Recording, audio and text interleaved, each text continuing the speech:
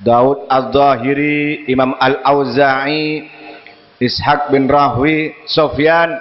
Ini termasuk adalah pendapat-pendapat yang diikuti oleh para ulama-ulama dahulu. Namun kemudian faqad sarraha jam'un min ashabina, maka menegaskan sekelompok dari sahabat kami ini Pak, dari kelompok ala madhabi Imam Syafi'i, bi annahu la yajuzu taqlidu ghairil a'immatil arba'ah, dan tidak boleh taklid ikut kepada selain 4 imam itu, Imam Syafi'i, Maliki, Hanafi, Hambali. Wa allalu bidzalika, dan mereka memberikan alasan kenapa enggak boleh bermadhab kepada selain yang 4, bi'ada bithiqati bi'nisbatihi ila arbabihi, karena tidak dipercaya dengan dinisbatkan kepada para tokoh-tokoh madhabnya, li'adamil asanidil mani'a minat tahrif wa tabdil, karena tidak ada sanad yang dapat mencegah dari adanya penyelewengan dan perubahan-perubahan.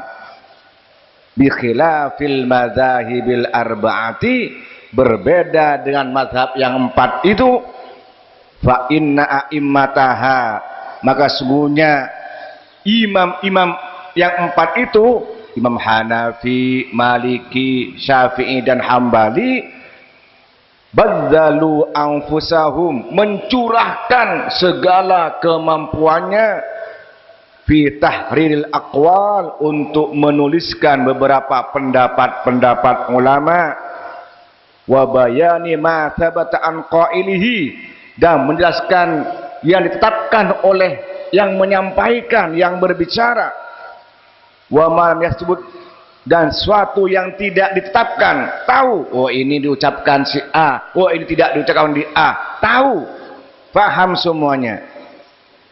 Fa amina ahluha min kulli taghyirin wa tahrif, maka aman orang yang mengikuti 4 mazhab itu dari segala perubahan dan penyelewengan. Wa alimu as-sahiha min ad-dhaif, dan mengetahui mana yang sahih dan mana yang dhaif. Itu disebutkan dalam kitab Majmu' Sab'ah Kutubun Mufidah halaman 59. Masyaallah muslimin, para bapak, para ibu, para jamaah rahimakumullah. Kita beragama ini tentu tidak mampu langsung memahami Quran dan hadis. Nggih napa nggih? Bisa baca Al-Quran semuanya? Ibu pinter? Mbak? Alhamdulillah. Ini adik-adik pinter semua ya baca Al-Quran. Faham nggak? Faham nama boten? Boten faham. Nah, kalau kita nggak faham, ada caranya. Ikut pendapat ulama yang faham Quran dan hadis. Kalau nggak paham, jangan sok-sok tahu. Sok tahu nyeleweng. Makanya kita ikut imam-imam mazhab yang disampaikan kepada kita melalui ulama-ulama mujtahidin. Umpamanya dalam kita melaksanakan sholat, kita sholat ini ketika Al-Fatihah baca bismillah napa mboten? Bismillah napa mboten? Bismillahirrahmanirrahim. Alhamdulillahi rabbil alamin. Ar-Rahmanir-Rahim. Maliki yaumiddin. Iyyaka na'budu wa iyyaka nasta'in. Ihdinas siratal mustaqim. Siratal ladzina an'amta 'alaihim ghairil maghdubi alaihim waladdallin.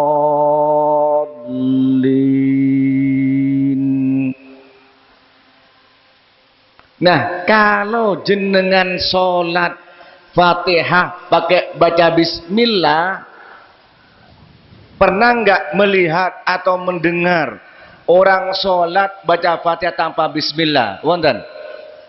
Wonten? Pernah umroh? Pernah haji? Pernah nggih? Belum? Mudah-mudahan nanti naik haji semuanya. Bisa umroh semuanya. Amin ya rabbal. Nah, kalau jenengan di Mekah mungkin jenengan kepireng nggak mendengar bismillah, langsung alhamdulillahirabbil. Nah, kok beda? Nah, ini tahu. Yang berpendapat bahwa pakai baca bismillah niku pendapatnya Imam sinten? Imam Syafi'i. Baca bismillah. Karena as-sab'ul masani, 7 ayat yang diulang-ulang itu, ayat pertama niku bismillah. Baru yang ke-7 waladdallin. Tapi pendapat Imam Hambali, bismillah bukan termasuk Al-Fatihah. Tapi bismillah merupakan pembukaan dari setiap surat. Coba jenengan buka surah Al-Baqarah, ada bismillahnya enggak? Ada. Surah Ali Imran ada bismillahnya enggak? Surah Yusuf ada bismillahnya enggak? Surat Baro'ah ada bismillahnya enggak? Baro'atun ada bismillahnya enggak? Enggak. Kenapa kok enggak?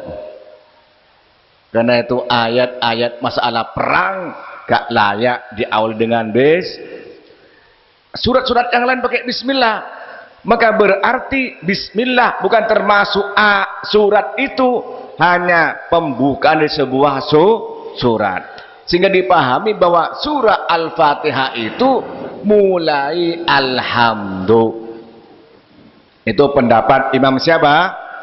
Hambali. Tolong yang mendengarkan dengan lengkap, jangan diambil separuh. Karena ada yang tanya ke saya, loh Ustaz kok pendapat begini?